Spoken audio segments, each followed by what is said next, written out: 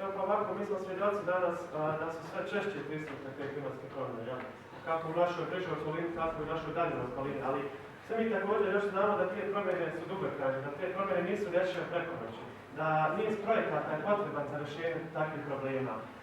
Sve češće pojave, klizišta, kao što su kolegice rekle, raznolikost vremenskih prilika samo u toku jednog dana, da ne uzimamo veći vremenski period, su sigurno jedne od znatnih pokazatelja sve češćih promjena u našoj, kako bližoj, tako i daljnjoj okolini. Da li su plastične boce u koritu jedini uzrok klimatskih promjena? Možda čuti predstavnicu Federalnog hidrometeorološkog zavoda.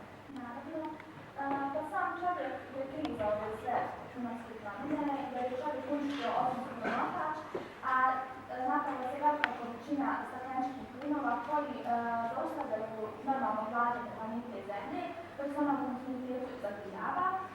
Najveći uzročnici klimatskih promjena su izdavanje fosilnih goriva, zapravo sam razvitak industrije, krčenje šuma i veliki izvoz stoke.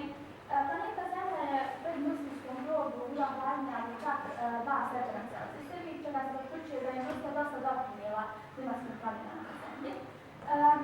Uzgoj stoke također mnogo doprinosi klimatskim promjenama, jer stoka u samom svom biološkom procesu proizvodi velike količine metana, a krčenjem šuma smo zaustavili umor kada apsorbuje ugljen dioksid, te se godišnje u atmosferu ispusti 1,5 milijarda ugljen dioksida, što također povećava te stakleničke plinove. Ako pričamo o tim mjerama, mjere mogu biti različite i mnoge, ali sigurno da imamo neke skromnije i neke radikalnije mjere koje mi sada možemo pričati. Sigurno ako bi krenuli tih radikalnijih, imamo dvojak problem. Sigurno da je to, evo, naveo sam istraživanja 7 velikih zagađivača u potezu od 91 km.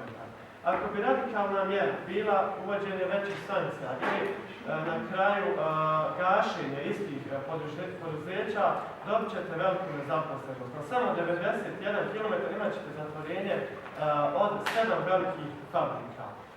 Pored toga, ako razmišljamo o nekim manjim rješenjima, sigurno da će to biti edukacija stanovništva. Krenimo od mladih. Mladi su pokretač svega ovoga. Tako da mislim da ministarstvo prvenstveno treba dati više snage i više prostora mladim da oni sve ovo pokrenu. I to bi bilo jedno od najboljih mjera.